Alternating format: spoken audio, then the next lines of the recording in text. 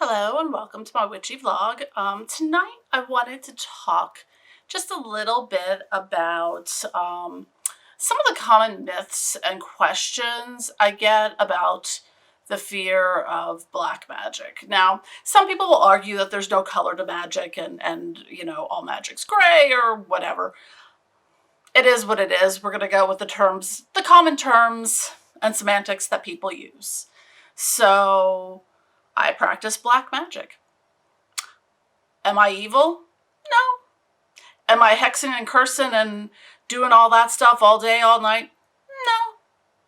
No.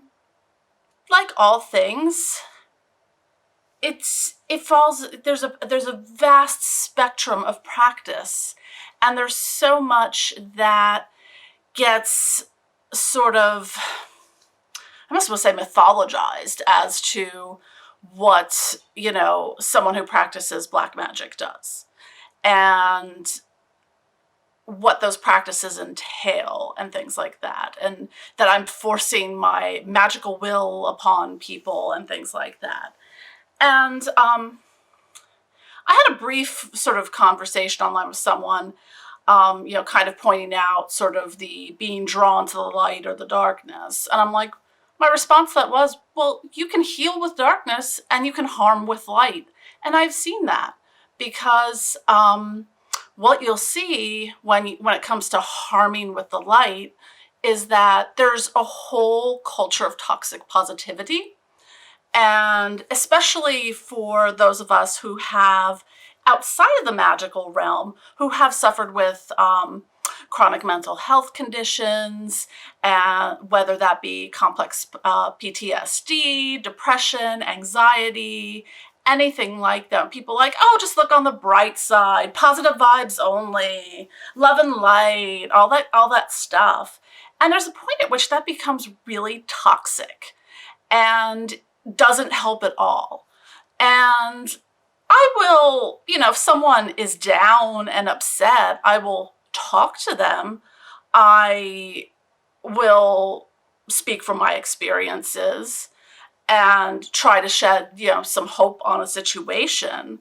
But I'm not going to be dismissive of it, oh, well, you're just, get over it, it ain't that bad, depression, it's a state of mind, just meditate, do some yoga, maybe if you ate better and all that stuff.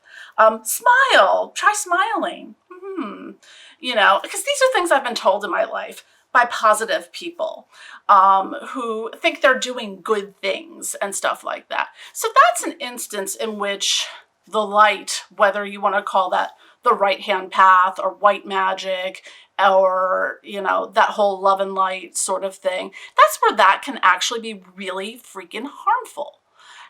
And there's healing that can come from the darkness, because I've had to do that shadow work, that soul searching, that hard work you have to do that comes through years of therapy and things like that, and examining your soul and trauma and understanding the nature of trauma and its impact on just little things where it's like, if you come from a background where you have abandonment issues, someone not answering a text message can completely just crush your sense of self. Now, I can explain that, and I've worked very hard in my life to be like, okay, going through the logical processes of, okay, they're not dead in a ditch. They're not ignoring me. They didn't decide that suddenly between, midnight last night and 6 a.m. today that they hate me and I'm the worst person in the world. So there's a sense of healing that can come through the darkness and working through the darkness. And that's a really key thing that I think gets missed when you're looking at, because I've talked to people, friends, and I see a lot where, there's really kind of a fear and dismissiveness when it comes to black magic. And I talk to numerous people who practice black magic. from the world's experts and practitioners and people who are just joining, whether they're on the left-hand path or they're deep into the path working and things like that. And you know what? They're all really nice people. They're not evil. They're not, I would say they're not devil worshippers, but that's a whole other thing. Because, and I'll get to that part a little bit. There's just so much common sort of assumptions that are made about that. And that it's all baneful magic. I'm like, look, it takes a lot of freaking energy. Not only my physical energy, my mental energy, but my spiritual energy and magical energy to put towards doing baneful magic. It's not the type of thing I'm going to do if you step on my foot. That's something that is saved for very specific things. If you're abusing a child or someone's spouse or doing truly evil, malefic work, like, hi, Trump administration, I'd have no problem hexing those motherfuckers.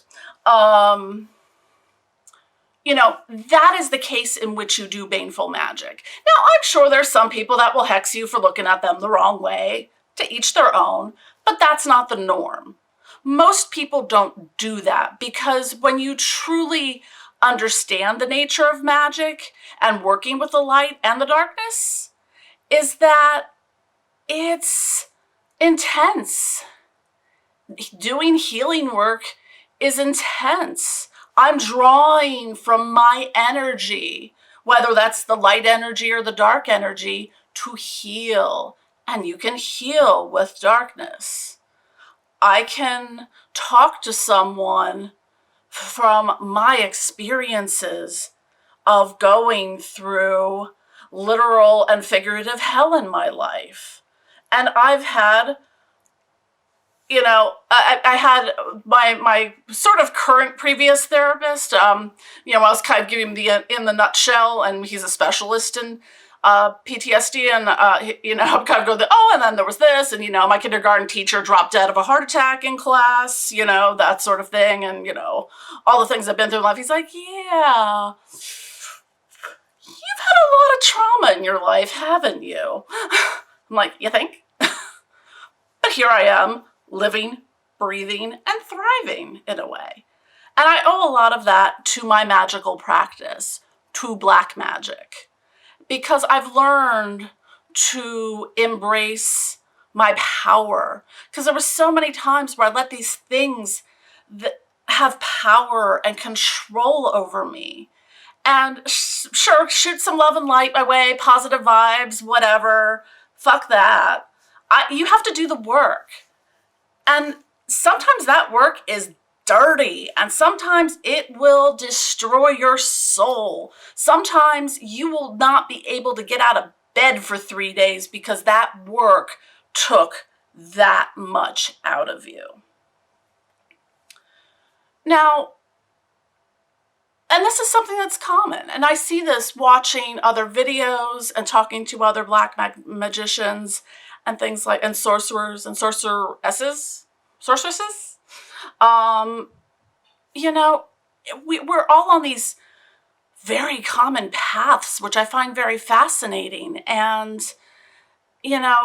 we've been through stuff, and, we see that, it's not just cut and dry. It's not, things aren't complete in polarities, that there is a lot of gray area in there.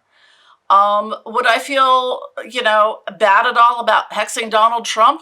No, not even a little. But, that's me. That's my choice. Have I done it? No, because I kind of don't want to waste my energy on it right now. I've got other things to do. So when it comes to that, and black magic isn't just doing baneful work. And I think sometimes that's what people think. And, you can do black magic love spells. You can do black magic healing spells. anything. It's just a different approach. It's a different modality. You're maybe calling on different spirits and or working with different deities or gods, goddesses, whatever you want to call them. So it's a different type of philosophy and practice. And there's really nothing to be scared of. I've started my after years of atheism and agnosticism and not doing any kind of working with any types of spirits or deities or demons, angels, whatever you want to call them. I do find it fascinating, though, and I mention this a lot when people are like, demons, is that those demons were ancient gods and goddesses from other cultures that got demonized by the rise of Christianity and other religions. A lot of those demons are fallen angels from, that whole Bible thing. And it's so when you're looking at that, you're just working with a different type of spirit. And again, the spirits aren't all malefic and evil and horrible. A lot of what we think of demons comes from mainstream, Hollywood cinema and books and things like that. And, they base it a little bit in history, but when you really get into that research and understanding of it, it's very eye-opening and it's very profound. And whether you're working with, I know Black magicians who work with archangels like Michael and Raphael and things like that, as well as working with Lucifer and all of that. Because Lucifer was a fallen angel. He rebelled. And a lot of that, for me, I have a rebellious nature, so there's part of me that maybe that's why I'm drawn to the left-hand path and black magic and looking at spirits. I like to call them spirits. It's my transition from atheism. It's just how I refer to things. Because I feel like demons there's so much kind of negativity that's wrapped up in using that. And if you're using that kind of semantics, sometimes people just don't understand and think I'm out like sacrificing goats and doing weird shit and like that. And no goats were sacrificed, sorry. I like animals quite a lot, so no animal sacrifices for me. I wouldn't even sacrifice a snake. I'm terrified of snakes, oddly enough. But, I respect nature, and that's part of my practice. And that's really kind of part of the magic of it all, is that, and there are some people who do animal sacrifices as part, and some of that's cultural, and some of it is, if you're okay with that, of sacrificing a chicken or whatever, okay. It's not my path, and it's not my place to judge. People hunt all the time. There's that whole factory farming thing. I was a vegetarian for a long time, so, I went back to, the dark side of the carnivore world. But,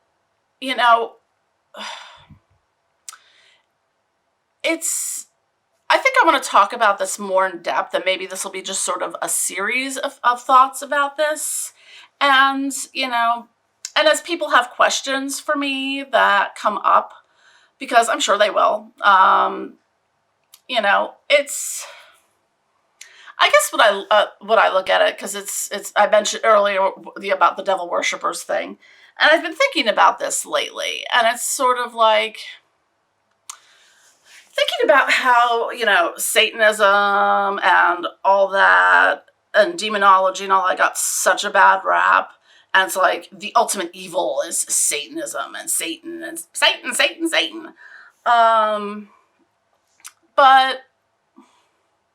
how many genocides have Satanists started? How many crusades? How many terrorist attacks? But, one satanic murder here or there, and oh my God. I'm old enough to have lived through the satanic panic of the 80s, and as a metalhead, that was very, that I was very aware of it, especially having gone to Catholic school and stuff like that. Satanists never burned any witches, as far as I know. We didn't do the Inquisition. That was the church. That was the good people. That was the light workers, the people who thought they were doing good. So, again, it's not all people who of that religion or that faith that believe in such things. But when you're a part of something, whether you believe every single tenet, every single line of the Bible or whatever, and whether you question it or not, you're still part of it. And that's where I broke away from the Catholic Church when I was 15, because I was like, I can't be part of this shit. I'm like, sure, some of these stories are nice and the Psalms are cute and all that, but Revelation was a cool book. I think that was the only book of the Bible I actually read. I think I probably had to read other parts because if you go to Catholic school, you have to get great things like theology instead of like home ec and, how to balance a checkbook. Useful things. But I digress. I had a lot of animosity for many years about my Catholic education. And it was, and I saw through the bullshit when I was a kid. I was 15 and I was like, really? Really? So you're telling me that, and I was always the one with the question. I'm like, okay, so murder is wrong. That's 10 Commandment thing. But then, how do you explain wars? So are my grandfathers going to hell because maybe they killed people during World War II? I never got an answer to that question. Because when you have the hard questions, a lot of times they don't answer them because they don't have answers to them. And that's really annoying. But I've been questioning things since I was a child. And that's just who I am. And I question things too in the magical realm. When it comes to the toxic positivity of white witchcraft and,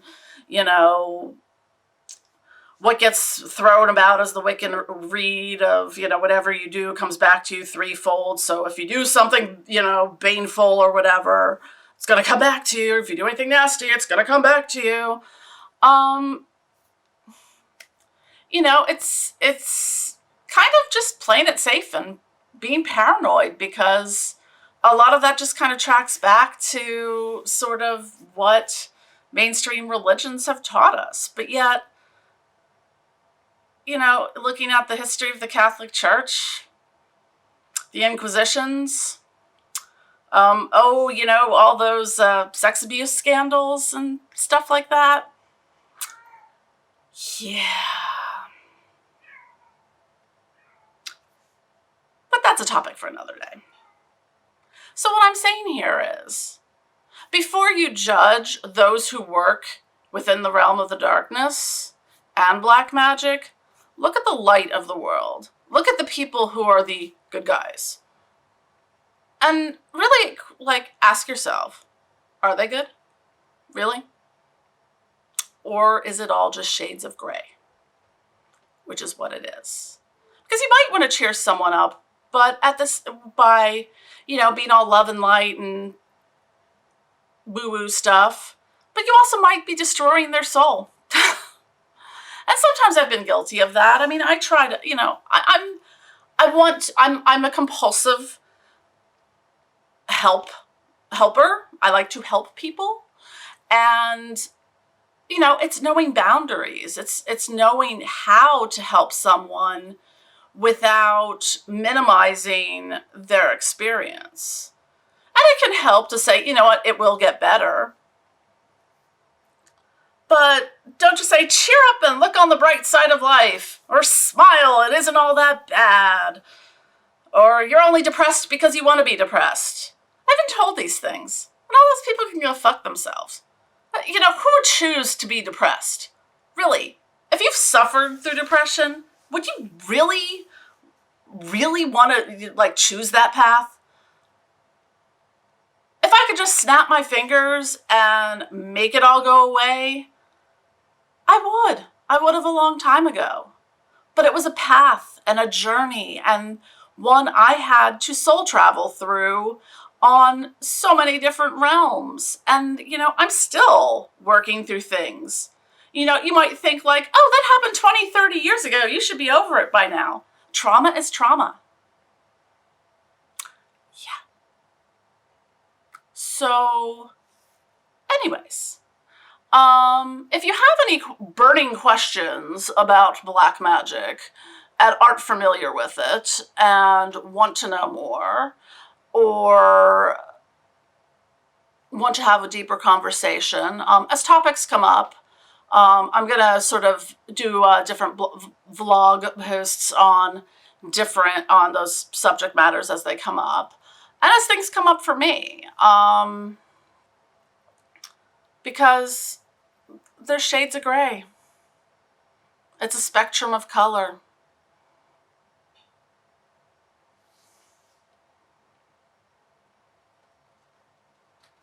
Good night, my loves.